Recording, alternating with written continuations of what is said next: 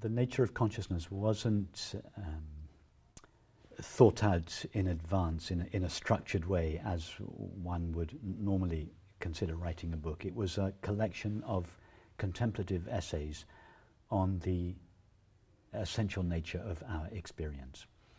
So the book is a collection of essays on the nature of consciousness, or the subtitle is the essays on the unity of mind and matter. That is, the unity of what we essentially are on the inside and what objects, others in the world essentially are on the outside.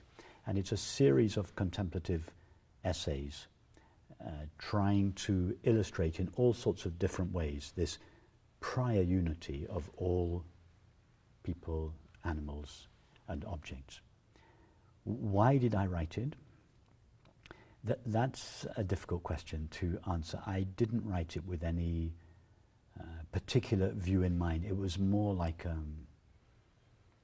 just like an overflowing, just an outpouring of ideas, all of them trying to not only evoke the reality of our experience, but also to give pathways to people to enable them to explore their own nature and the nature of their experience.